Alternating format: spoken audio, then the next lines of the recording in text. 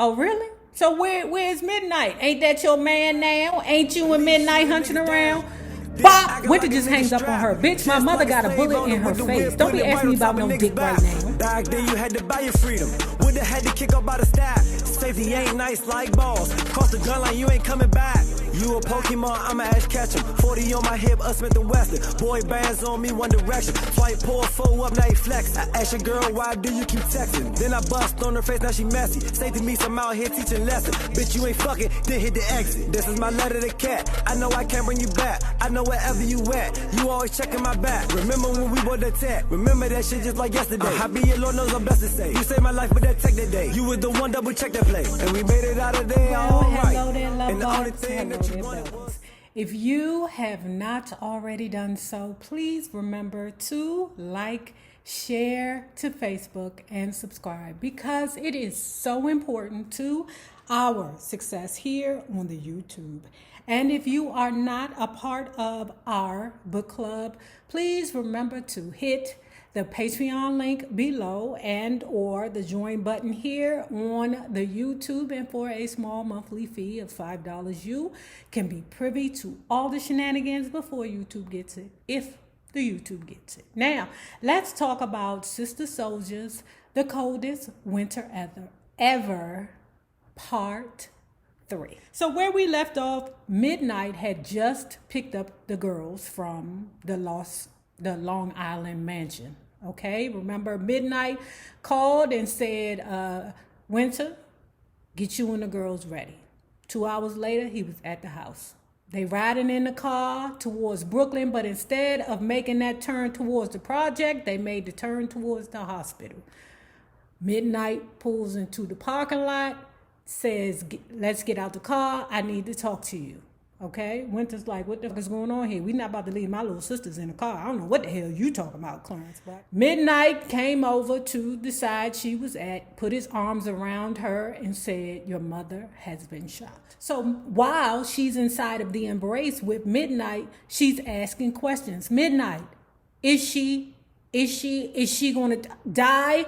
What is happening? Midnight holds her and says, listen, your mother was shot in the face. Okay, your father is upstairs waiting for you. Now, Winter says to Midnight, Midnight, will you come with me? Midnight said, no, my position is right here. Vega, one of Santiaga's other men, will take you upstairs. Just so you guys will notice, what we all, or who we all agreed on being Santiaga was that Eastside Morales from La Bamba, okay? And he also played Lulu in Paid in Full. Oh, that butter always play a gangster real good, okay? The ladies were saying that they like Jason Durden too, but it was just something about that Eastside Morales that gives you that, oh yeah, let me climb in the bed with that Eastside Morales, right? And plus they kind of fit the description that Sister Souljah gave of Santiaga, but let's move on. Upstairs, Santiaga looked like a madman, okay? He saw his daughter, embraced her, put his head on top of her head while he's embraced her and said, basically, baby, I fucked up. Santiaga tells Winter, I should have never let her ride with me today. And me, I'm lost because I'm like, damn, y'all was just going to go pick up a car. I just thought y'all was going to drive to the dealership. Did some people see you at the dealership? What the hell happened? So Santiaga is livid, of course. Okay? He has revenge all over his face because all he knows is that his women or his woman is in the other room getting operated on with a bullet in her face. Okay, I ain't trying to be funny with that, right? But at any rate, Santiaga tells Winter, you take the children and you stay with Midnight. Now, you know, Winter, you know, when you get in them 16, 17, sometimes we don't know how to, you know, just obey, okay? Sometimes we be having discipline problems as teenagers, right? But Winter is saying to her father, Daddy, what's going on? Why can't I go with you? Why do I have to stay with Midnight? And where the hell is Mother? Okay? But it didn't matter because Winter was watching the back of Santiaga's head get small. Santiaga was out. He's gone. He's not, you know, he's on his next mission to take care of whatever it is or whatever street shit he need to take care of. Because her father did not answer any of her questions, she begins to question the hospital staff. All the hospital staff is telling her is, listen, Your mother is in the operating room. Okay. Now, Winter say, as her mind cleared up, she sat and thought. It just dawned on her to call Natalie. If something went down around our way, she would definitely know a little bit about it. Even a little bit. Remember Big Mouth Natalie, her BFF that know everything about everybody? Natalie's voice was apologetic. She said, so sorry, so many times you'll think she pulled the trigger. I didn't have to say nothing. Natalie just rambled on. I know it was them niggas from the C building on the other side. They've been trying to blow up around our way for some time now. On the low, they've been shaking niggas down, looting and terrorizing everybody. They got their little operation going on, but damn, to blast Santiaga's woman in the face, that's some raw, unnecessary shit, bruh. Natalie, that's street shit, baby. Now, Natalie said that's wild because it's enough pipeheads in the neighborhood for everybody. Answer, no, Natalie. You don't remember when the good times ended up turning into hard times? You don't remember that? When it was more drug dealers than pipeheads? You don't remember that time? Oh my goodness. It was war out there in the streets. Like right when the 80s turned into the 90s, it was friggin' war. When crack hit the scene, it wasn't enough drug dealers to go around for all the people who were addicted. You dig? You know what I'm saying? You was living the life when it first hit the scenes. Early 80s, mid 80s. You know what I'm saying? But then towards the end of the 80s, I mean, everybody was selling that shit. Everybody. Elmo was selling it. Bert and Ernie was selling it. Lionel for the Thundercats, he was around there to, the Thunderdome selling it. Now, Natalie continues to tell Winter girl, you better believe that Santiaga is going to set them all straight. It's going to be a bloodbath around here in the projects, and that is definitely coming from an immature mind. She's just saying it's going to be a bloodbath, and I'm saying, girl, you might get caught up in that bloodbath around there. You know. But when you're young, you're not thinking about your life. You're thinking about fun and the next time you go this place or that place. Like it didn't matter that every time we went to the go-go on Fridays or Saturdays, somebody got killed. It didn't matter. All I wanted to do was get back to the go-go, to the black hole, so that I could see Essence. That's it. I didn't care about the fact that people were dying. And when I think back at it, I'm like, damn, girl, you was stupid. So the next thing nosy Natalie says is, so where are you and the kids? Winter, knowing that her BFF is old Big Mouth, tells Natalie, they downstairs.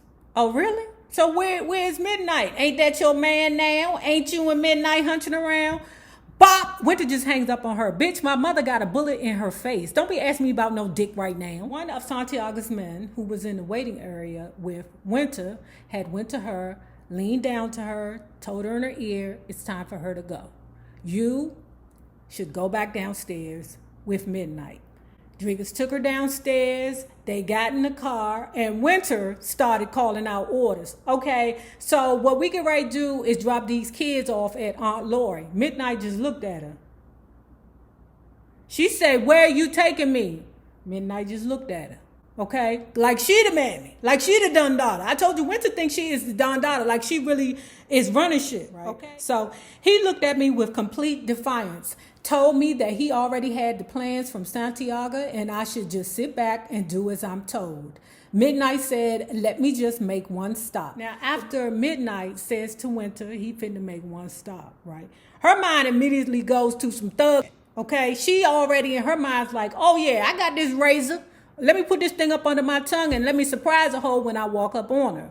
Midnight is looking at her like, bitch, girls, if you don't sit your bitch ass down, this is something for the men. Sit your 16-year-old ass down. I know you didn't cut a bitch face before, but bitch, we talking about the big dogs here. They done shot your mammy in the face, girl. Sit down, girl. Sit your bitch ass down. Now, Midnight tells her, because he don't stunt her ass at all. Okay, now while she over there talking shit like she about to fight the whole entire Cabrini Green, okay, she's sitting there looking like she about to put some work in. Midnight looking at her like, look at you, women. Y'all are so defiant, and then when things don't go the way that y'all plan, y'all start crying. We crossed the state line into New Jersey. Midnight pulled into the Marriott Hotel parking lot. As many times as she had thought about him and her together, hot bodies twisted up like a pretzel, she never thought that they would be at the hotel under these conditions. Now, she loved the room because she thought that it was luxurious. It had a jacuzzi,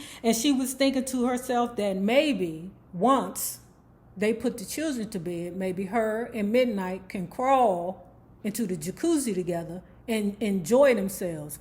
I'm saying to myself, girl, your mother got a whole piece of something in her face, girl. What the fuck are you worried about dick for? Like I said, what she thought was going to happen after she put the kids to sleep, you know, her and Midnight was going to crawl into the jacuzzi and make sensual, passionate love while her mother is over there with a piece of metal in her face, okay?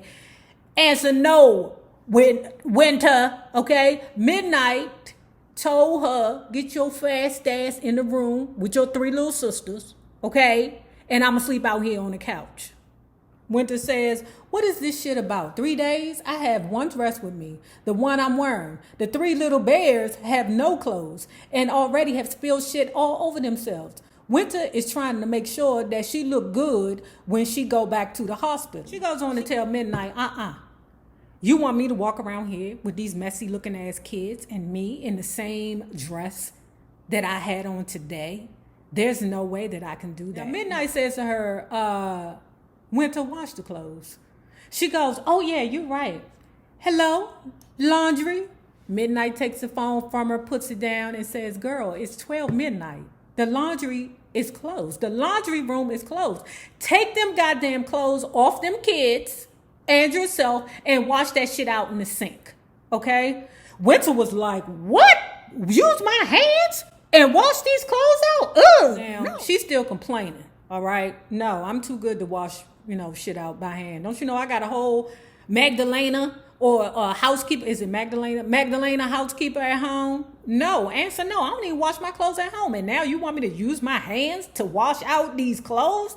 Answer no. Midnight got so frustrated with her, he pulled out a couple of stacks and slammed them on the table and said, I'm taking you shopping in the morning. Shut the fuck up and wash the clothes. Winter salivating because he didn't put a couple of stacks in front of her. I get it, Winter. I get it, girl. Even though now your mother's still in the hospital, girl, but I get it. So the stacks are right in front of her, and she thinking about all the places she gonna go to spend the money. Now this petty ass broad, okay, Patty, girl, get your priorities straight, because this shit don't matter.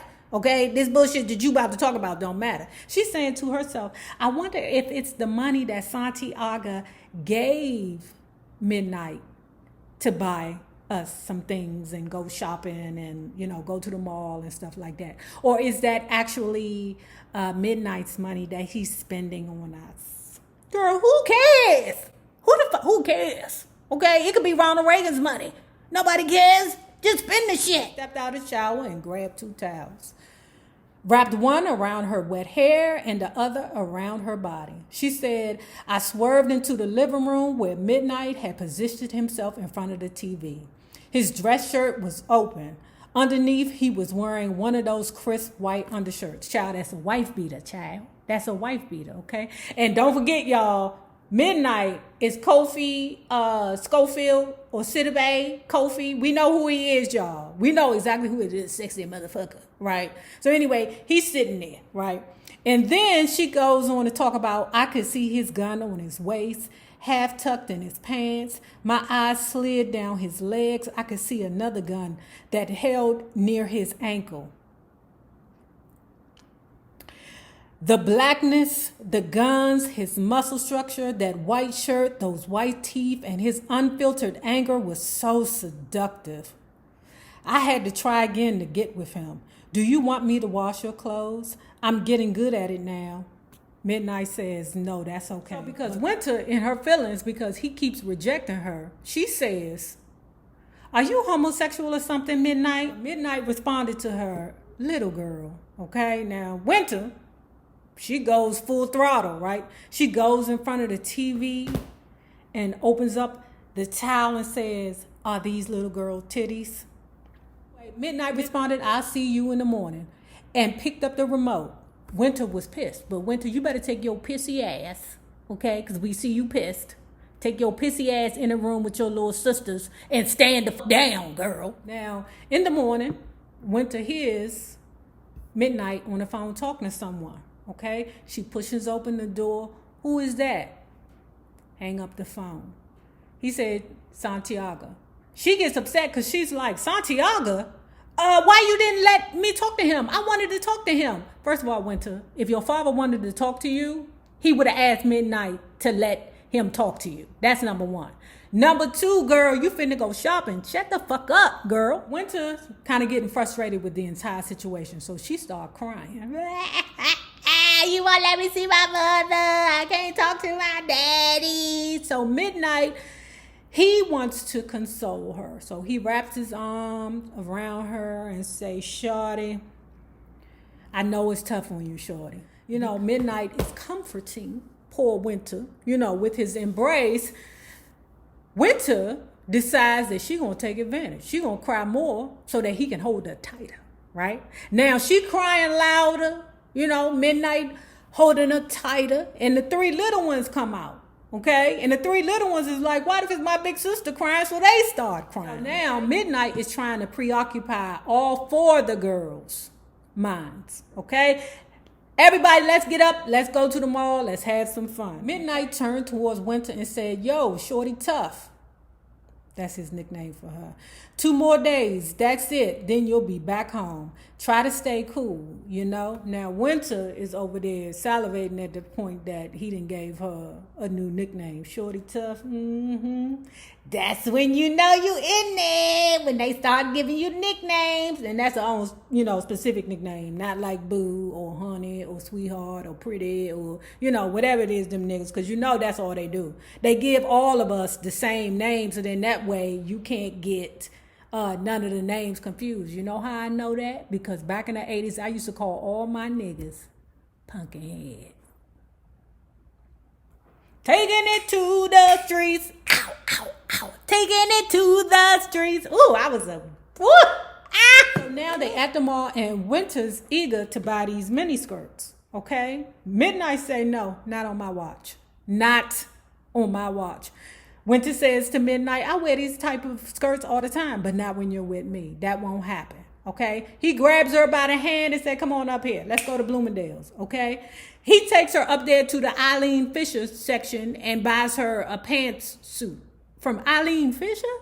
Midnight, she fucking 16 years old. She gonna be 17 soon, but Eileen Fisher, come on. That's a rich white woman's jumpsuit. Damn. Wait, back at Eileen Fisher, okay?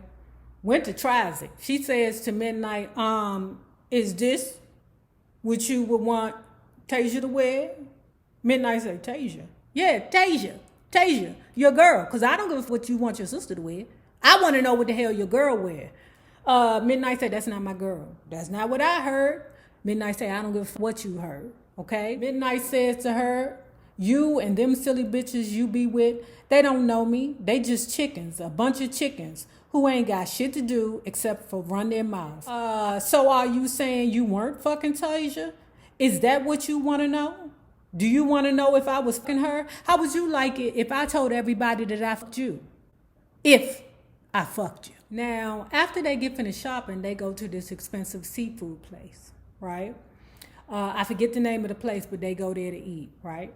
And while they're sitting there, you know, making small talk, Winter asks Midnight, do you have any kids? Midnight say, do you see me with children? Winter says, no, but that doesn't mean anything. Midnight responds, if I had a child, you would see me with my child. For the next set of Winter's questions, she asks Midnight, how old are you? He says 22, okay? He responds and said, Winter, how old are you? Now, you know you can't tell no lies in front of your younger siblings because they will bust your ass out, okay? So when he asked her how old she was, she responded 18. Them little kids started laughing. No, she ain't. No, she ain't. She's 16 going on 17. Goddamn younger big mouth ass siblings. Now, back at the hotel, Midnight plays Goldfish and Candyland with the girls, and then they go to bed. Now, Even though Midnight told her yesterday, no. But that was yesterday. Okay? Maybe today he'll say, yes, you can get this pickle. She tries it. Okay? Midnight interrupts her tries and say, Winter, what do you want to be when you grow up?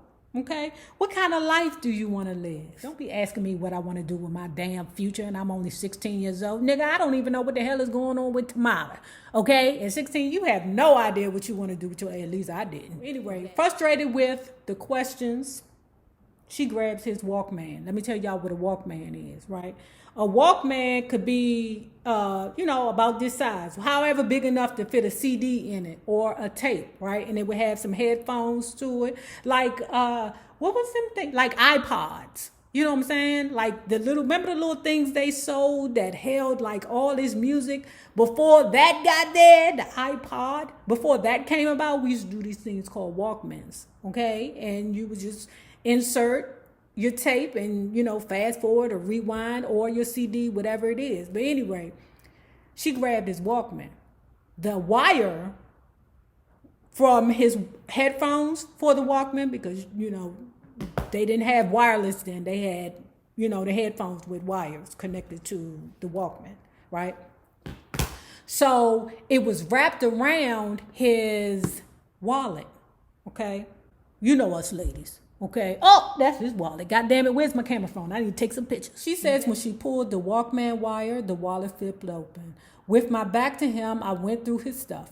He had a picture of a dark-skinned older woman. She looked about 30-something. She had dark eyes and was wearing a scarf. The next window was a picture of a girl. She seemed about 14 years old with a cute little face and big innocent eyes. I figured it must be his sister.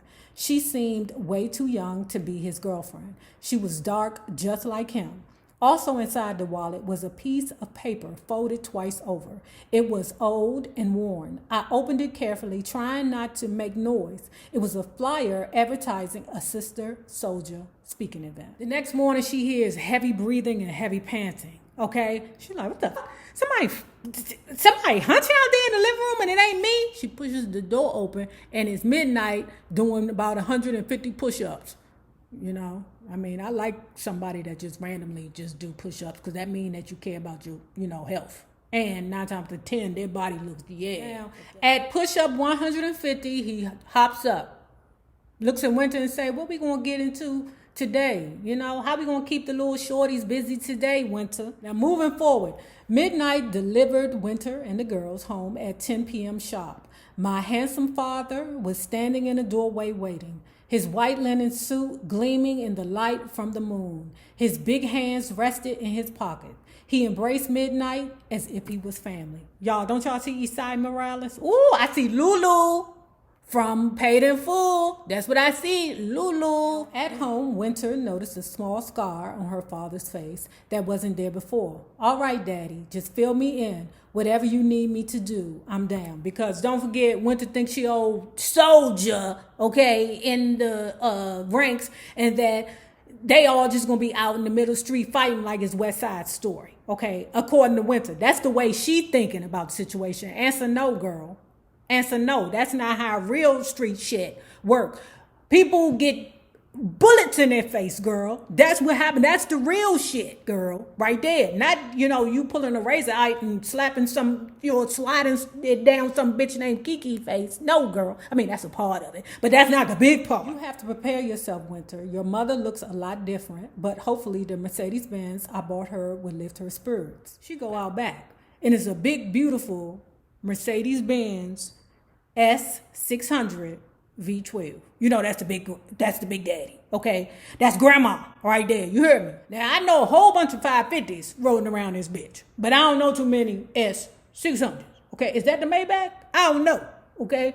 But Winter excited because she's trying to think of the ways she can get an opportunity to drive that red Mercedes-Benz. Now, again, Winter back on that bullshit. Daddy, what you need me to do? Okay? What dude you need me to throw in the trick bag? What you need me to do?